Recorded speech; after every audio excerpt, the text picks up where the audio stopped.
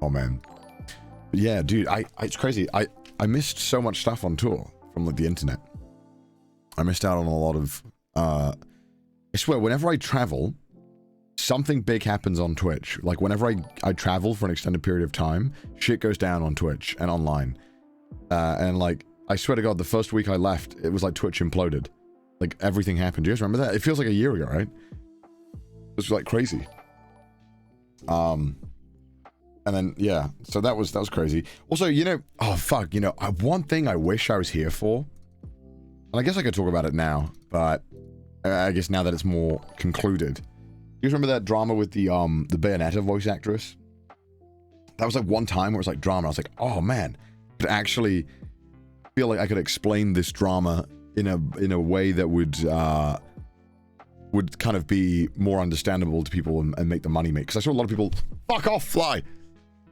Right.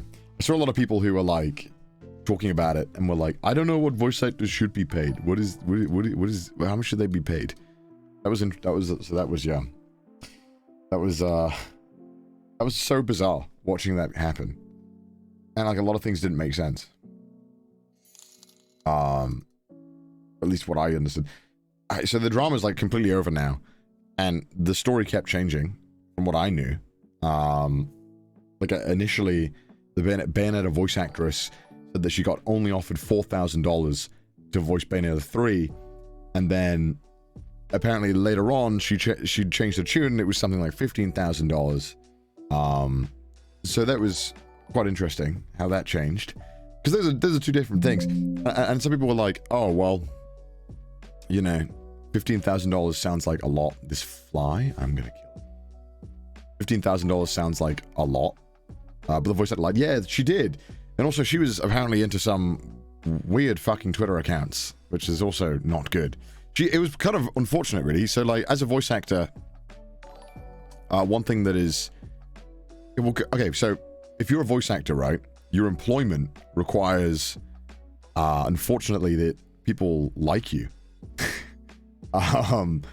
In some other jobs, doesn't matter if you aren't the nicest person on earth, because essentially with the voice acting, right, if you want to get hired when you're auditioning for stuff, the director has to think that, oh, I want to work with this person, right?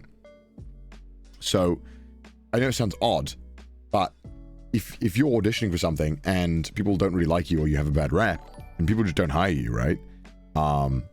So the one thing you're always trying to do as a voice actor is to not piss people off. You're just trying to do your thing, get it done and get paid. Because, you know, unfortunately, you don't get like set hours. You don't get the contract. You get, oh my God, shut up. You get a job every now and then, and that's got to pay your bills until you get the next job, right? So it's kind of not good if you piss people off who are casting, right? Because ultimately, if they think that you're going to be hard to work with, they're just not going to go with you, right? Career suicide. I mean, you know, it's not good. I don't know if it's career suicide. People, because not everyone's going to give a fuck. You know, there's maybe some of these casting directors in the UK or maybe in America don't talk to each other. Maybe they don't go online. They don't fucking know. It's not always spread around. A lot of the time it is, like, directors know. It just felt bizarre seeing the whole thing unfold. It felt really weird watching it. It was like a voice actor. When I watched her initial video that everyone got on board with her, I sounded bad, but when I first watched it, I was like, she said some stuff that's really weird, and that I don't really know why you would say this as a working professional. Like when there was one thing she said in the video that really made me think, okay, this person is maybe not so trustworthy. In the video at one point she goes, oh, that person will never be Bayonetta, and I don't support them. Or there was something along those lines where they kind of threw the other person under the bus, the person who's now voicing Bayonetta, and I understand they're annoyed, but it's like, it's not their fault that they have to pick up someone else's pieces, right? That felt really odd. You don't really do that. You don't really throw someone else under the bus if you're having a tough time. Also, the money issue. Yeah, so voice acting sucks for pay a lot of the times. There's two types of work you can get as a voice actor, typically. Well, there's more, but it's split up into union work and non-union work. Obviously, as you can imagine, you get paid more if it's union work. Problem is, people don't want to pay union prices because they're expensive. So, for example, if like there was the whole Crunchyroll thing with the Mob Psycho 100 where they recast the entirety of it because they didn't want to pay union rates, which is, I think that's fucked up. That shit was fucked up.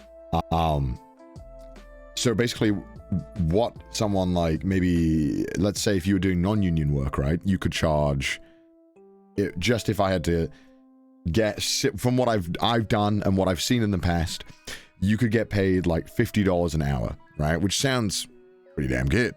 But the union stuff is like minimum $250 an hour, which sounds insane. You're like, oh my god, these voice actors are eating good.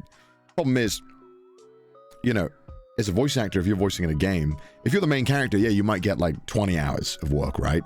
That's great. But more often than not, you're like a side character, because they're going to give you like one main character, and you're not going to have that many lines.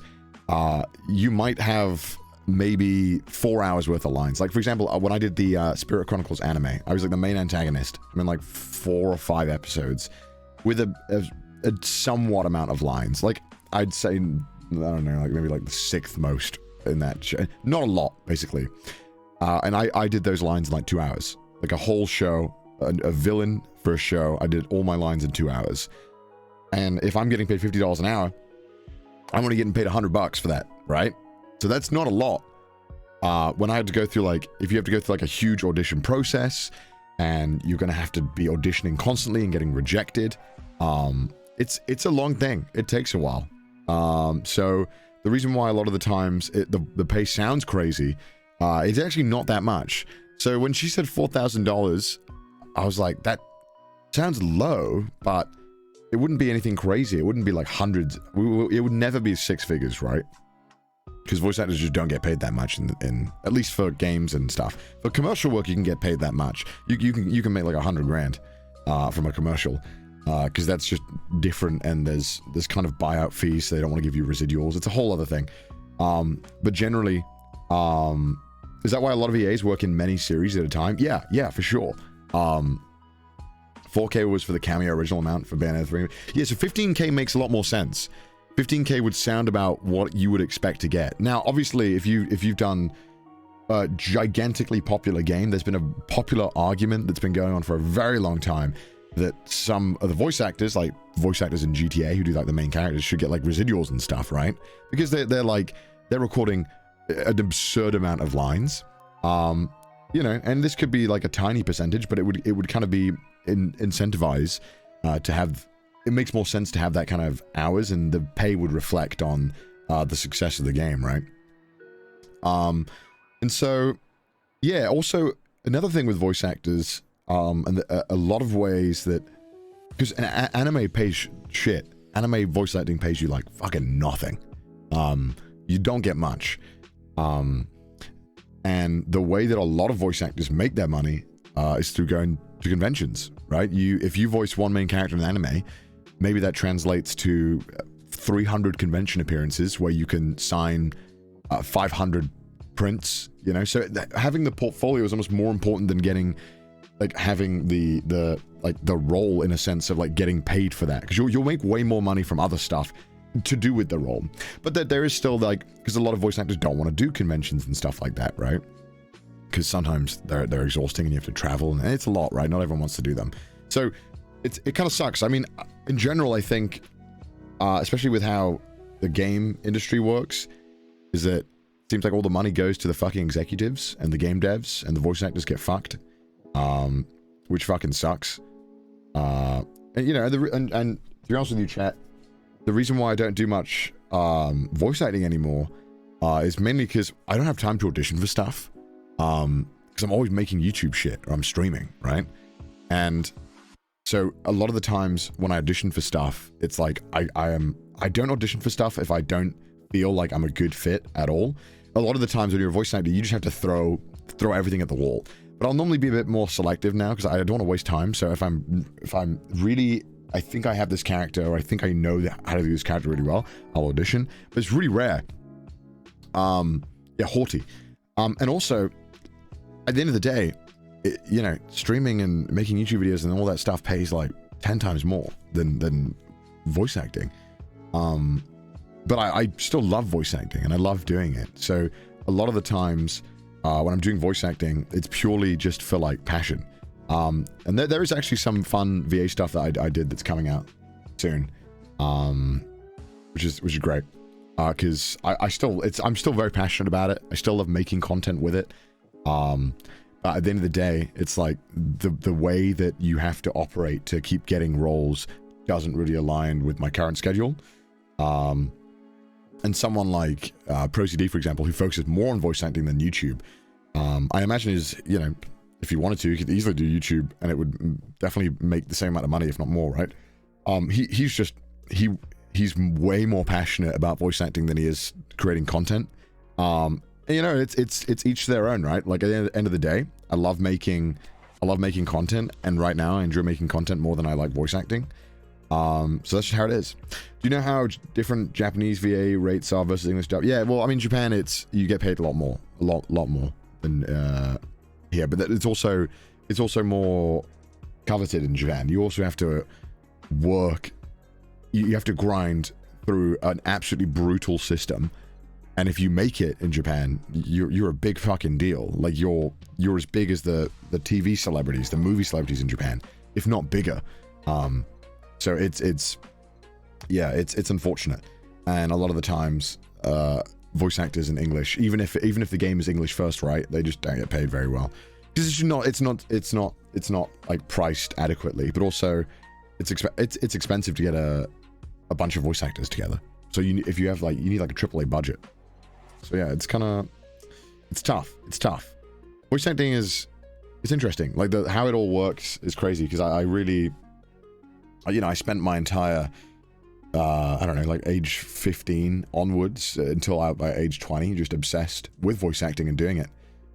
And then you know, the more I kind of got into it, the more I didn't really enjoy how certain parts of it operated. It was just frustrating. And then it wasn't as creatively fulfilling as it once was. But I still love it. Like, if I get a role now that I really connect with, I can give it my all, and I fucking love the shit out of it. But a lot of the times, there's a lot of stuff that I just don't really, I'm like, I don't know, I don't really feel it. It's more about the characters than the property for me. I like having a character that I feel that I can give a performance to, as opposed to being in something like a show that I think is cool. Obviously, it'd be cool to be in like JoJo or something like that, but ultimately, I'd rather be in a show that's less popular with a character that I think I gel more with and I can perform better. It's tough. The monkey roll, yeah, exactly, the monkey roll. The monkey roll too. Yeah, it's tough. It's tough. It's interesting how it all works. Generally, you're not allowed to, when you're voice acting, you're under pretty strict NDAs, and it's a really, really big taboo to mention that you've even auditioned for something, or that you are voicing in something before it's released. It's normally like a big no-no. You can get in a lot of trouble for it. You know, and a lot of people get blacklisted for mentioning that they auditioned for a role that's ongoing. So a lot of the times, like I have roles that are coming out. I can't tell you guys about them, I don't think. Some of them I didn't sign NDAs for, but still, it's better just not say anything. But yeah, there'll be 1 or 2 roles coming out soon that I think you guys will really enjoy, and you guys will get really hyped over. Some really cool stuff. Yeah. Leak it? No, I wish. Yeah, but there's some good stuff. There's some good stuff. I'm really hyped. It's gonna be a good one. You guys are gonna love it. Isn't that kind of too much, blacklisting? It's just how it is. I don't know why. Like it's how, like, in Japan, they're just not Japan. That's one way. The industry is so competitive that kind of anything you do is kind of, I don't know how to describe it. It's tough to explain. Everyone is kind of waiting for someone to fuck up because everyone wants to get the roles, right? So if you have like a clean record and you haven't done anything and you're a great actor, then they're going to be like, I'll work with that guy. If there's someone who's known for leaking things, it's not that you're not going to blacklist them, but you're going to be like, well, that guy leaks things all the time, so I don't want to work with him. It's cutthroat. It's very cutthroat. Everything in entertainment is, though. Entertainment is brutal. And it, you know, as you've probably heard a million times, chat, it is about who you know a lot of the time. You know, a lot of the times if you want to work with people, you have like endless fucking meetings or dinners with people just to, you know, a lot of the time it's based on feeling, right? There are numbers involved and stuff, but a lot of the time working people in entertainment is just like a vibe. So there's a lot of complaints people have with, oh, well, this person's better at networking, so they got the role. It's like, well, yeah, I mean, sometimes that's how it works. Sometimes that's how everyone would want it to be completely fair, right? That the person who gets the role is the most talented and the most deserving. But that's just not how it works. It's just a lot of the times it's about who you know, who you're friends with. Yeah, it's frustrating. It's a very frustrating industry, but you know, a lot of the time people want to work with people they know who can deliver. People don't like taking risks in every industry, right? And if you know X guy is good and that he gets the shit done, you hire him. And maybe there was someone else who was better for the role, but you've never worked with him. You've never heard anything about him. You don't know if he's you know, you don't know if he's good. And so a lot of the times that's why there was a common complaint a while back with voice acting, that it was always the same voice actors in English, right? And that did happen a lot. And there's reasons for that, why that was happening at the time. That it seemed like a lot of the same voice actors were popping up. Mainly because that was just at least back when they were trying to do simuldubs with anime specifically, they were literally casting these shows, and then like next day they were getting voice actors in the booth who needed to do it as fast as possible. And if you need it as fast as possible, you get people you worked with who you know are consistent, right? So it's tough. It's really weird. It's very odd. It's still happening in games. Yeah, it happens in all of this stuff. Because you want people who are consistent and who are good. And so that's why a lot of the times with acting or entertainment or any kind of entertainment, it's just about, you know, getting that consistency down and showing people that you show up on time, you do the thing, and that you're good enough and that you deliver, right? It's not about always being the best person. Obviously there's some other things involved, and there's some other projects where maybe that is the case, but generally a lot of the times it's about consistency more than being like the perfect person, as always. It's great. Sometimes you get both. Sometimes the perfect person for the role is also the one who's the most consistent, and you've worked with a bunch, which is great. Yeah, it's interesting. It's a really bizarre world, and the point being is that if you're a voice actor, you don't complain publicly about pay. Also, okay, I don't know if this is just my pet peeve, but whenever I see people, I think at one point she mentioned that she wrote a letter to the head of Platinum Games or something, and you know, and he replied, and it was nice, right? But a lot of the times that would be like construed as disrespectful, because you're kind of you were negotiating with someone, right? And that was someone's job, and then you kind of thought, well, hold on, I shouldn't be talking to this person. I'm better than talking to them. I'm going to go over their head and go to someone else, right? So a lot of the time when people do stuff like that, it's like, all right, you think you could just like call up the creator of something and just be like, hey, what's up? Pay me more. Like that's, I don't know. Weird stuff. I don't know. How did you find voice actors for your project? A lot of the time I do casting calls. I like finding new people and working with them. A lot of the times though, I have the luxury of more time than these studios. So yeah, it's a lot easier for me to do that. Who's in the union? Yeah, she's probably in the union. But the union will fight for you and will try and get you good prices. But their main priority is just getting you like the baseline, and making sure you have, because the union isn't your agent, right? The union is there to make sure they follow the rules, so that like you get a break and you get a water if you need it or whatever. Like there's different rules for every union, right? And one of the main things is that you get a minimum pay. Is that what the union fights for? Studios have deadlines. Yeah, dude. Studio time, renting a studio is expensive. People don't want you fucking around. And so a lot of the times, people are paying you as a voice actor to be able to do all those lines in a short amount of time. You know, that they obviously they'll be patient with you if you're struggling with a line or two, but generally, you know, you got to speed up. If you go over from 2 to 3 hours, that's extra time. You got to pay the engineer more. You got to pay the studio more. You got to pay the director more. You got to pay the voice actor more. There's a lot of pressure. It's super fucking intimidating when you first voice act. Knowing that in the back of your head is scary, because you're like, shit. If I mess this up and I take too many takes or I take too long, they might not want to hire me again because they might think that I'm going to cost them too much time, right? But yeah, it's interesting. It's not scary. I was scared. Yeah, the first time I got a role, I was really scared. I was shitting myself. Dude, the studio people had been like, you've recorded in the studio before, right? And I was like, dude, yeah, of course I have. What? Like, dude, yeah, totally. I hadn't. I was just lying because I didn't want to seem like I wasn't good enough. But I, you know, I was pretty certain that I could lie my way. I could turn up in the studio and I could talk into a mic, right? I was like, I know how to do that, and I also knew how to do some like the etiquette, right? I understood that because I listened to a bunch of fucking like YouTube videos and podcasts. So I turn up and it went fine. Like I did it. I did the work really easily. And I don't know. They probably would have hired me even if I said I didn't have studio experience, because it seemed like that's where the conversation was at. But a lot of the times you just gotta be like, yep, yeah, I know how to do that. As long as it's not. If you lie chat, make sure you can follow through with the lie.